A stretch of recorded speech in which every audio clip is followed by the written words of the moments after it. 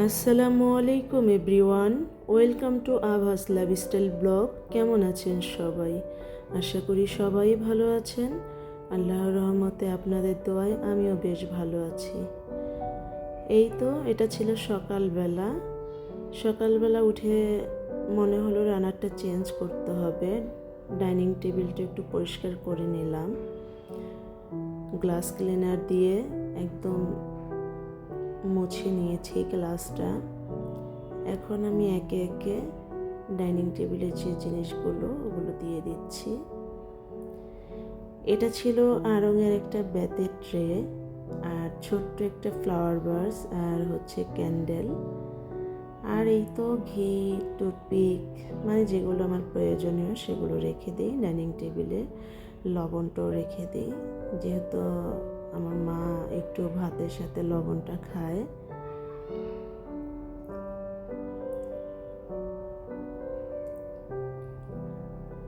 আজ অফ ক্যামেরায় নাস্তাটা বানিয়ে করে নিয়েছি। করার পরে আমি এই কাজগুলো করছি।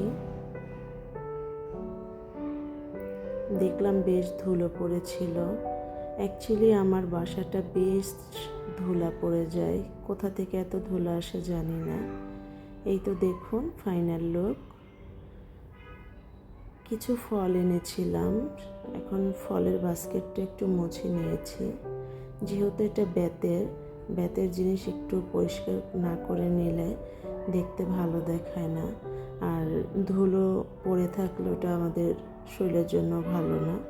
আমি সব সময় ফ্রুটস যখন কিনে আনি তখন আমি ভালো করে ওয়াশ করে শুকিয়ে তারপর বাস্কেটে রাখি।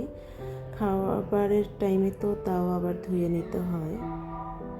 এই তো আমি আগুনের ওপরেই ফলগুলো রেখে দিলাম, যাতে সবাই হাতের কাছে পায়ে নিয়ে নিয়ে খেতে পারে।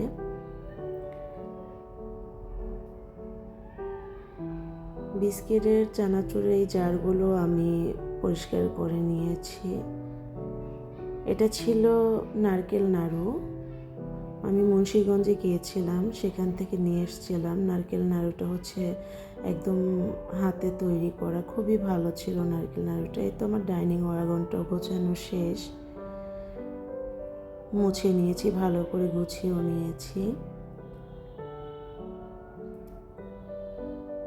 আমি মুন্সিগঞ্জ থেকে কিছু মিষ্টি এনেছিলাম, সেগুলো গতকালকে খেয়েছি আর কিছু রয়ে গিয়েছে। এখন সবাইকে বলছি যে খেয়ে নিতে, কারণ স্পঞ্জ মিষ্টি এমন একটা জিনিস, সাথে সাথে খেয়ে না ফেললে মিষ্টিটা কেমন যেন হয়ে যায়। তবে মুন্সিগঞ্জের এই মিষ্টিটা অনেক পছন্দের আমার ফ্যামিলির সবার, বিশেষ করে আমার মেয়ের। আমার হাজব্যান্ডও খুব পছন্দ করে। ওনার তো আর সেই ভাগ্য নেই বাংলাদেশের জিনিস তাকে খাওয়াতে পারবো। প্রবাস জীবন প্রবাসী কাটাতে হয়, এটাই প্রবাসীদের নিয়ম। যাই হোক, আল্লাহ পাক যাতে সুস্থভাবে বাংলাদেশে আনে, যেন আমার হাতে সব কিছু তৈরি করে আমি খাওয়াতে পারি। তবে সবজি এনেছিলাম, সবজিগুলো একটু গুছিয়ে নিলাম। মুন্সিগঞ্জের সবজি এগুলো সব।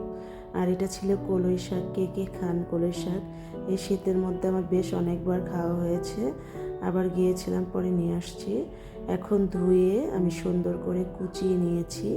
এটা যত চিকন করে কাটা যায় ততই ভালো। আর উপরে ছিল ধনেপাতাটা একটু মোটা করে কেটেছি আমি। এখন আমি কলই শাকটা রান্না করব। আমি মাছের মাথা, মাছ, এটা কি বলে, ঝুরি করে রান্না করেছি, আর টমেটো টক রান্না করে নিয়েছি অফ ক্যামেরা, আর ভাতটাও রান্না করে নিয়েছিলাম। এখন হচ্ছে আমি চুলায় একটা প্যান বসিয়ে পরিমাণ মতো তেল দিয়ে দিলাম। কলই শাক রান্নার যে প্রসেসিংটা এটা দেখিয়ে দেব।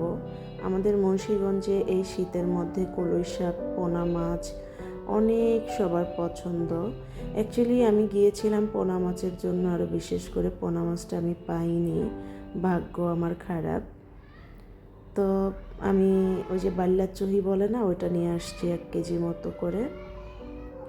এখন আমি তেলের মধ্যে দিয়ে দিলাম পেঁয়াজটা। এটা অনেক পরিমাণ পেঁয়াজ দিতে হয়, পেঁয়াজ বেশি দিলে অনেক মজার হয়। কলই শাকটা আপনি যত বেশি পেঁয়াজ দিবেন, বেশ আমার বিশেষ করে মজা লাগে। কার কীভাবে রান্নার প্রসেসিং আমি জানি না, কিন্তু আমার রান্নার প্রসেসিংটা এভাবে আমি করি, এভাবেই ভালো লাগে। দিয়ে দিয়েছি এখানে আদা কুচি আর মরিচ কুচি। আমি কিছুটা মরিচ একদম মিহি কুচি করে দিয়েছি, আর কিছুটা দিয়েছি একটু লম্বাটে করে কেটে। মিহি কুচি করা যেটা, ওটা একদম শাকের সাথে মিশে যাবে। আর যদি কেউ আরেকটু ঝাল খেতে চায়, আস্ত চিড়ে দিয়েছি যেটা, ওটা নিয়ে খাবার। দিয়ে দিলাম পরিমাণ মতো লবণ। এটার মধ্যে বেশি কিছু লাগে না, এগুলোই উপকরণ। এখন আমি কলই শাকটা দিয়ে ভালো করে নেড়ে চেড়ে ভাজা ভাজা করে নেব। ভাজা ভাজা করে আমি কলই শাকটা একদম নামিয়ে ফেলবো। শীতের দিনে অ্যাকচুয়ালি এই শাকটা, পোনা মাছ, এগুলো হাঁসের মাংস অনেক মজার হয়। আমি 2টা হাঁসও নিয়ে এসেছিলাম ওইখান থেকে, একদম পরিষ্কার করে ড্রেসিং করে নিয়ে আসছে। হাঁস 2টাও ছিল দেশি। আমি মুন্সিগঞ্জে যে কোনো কাজের পারপাসে যাই, আমি দেশীয় খাবার মিস করি না। আমি ঘি নিজে বাসায় বানাই, তবুও মুন্সিগঞ্জের আমার তো ঘি যতটুকু বানাই অতটুকু হয় না। মুন্সিগঞ্জে গেলে তখন আমি আবার নিয়ে আসি ঘি। এবারও ঘি নিয়ে আসছি।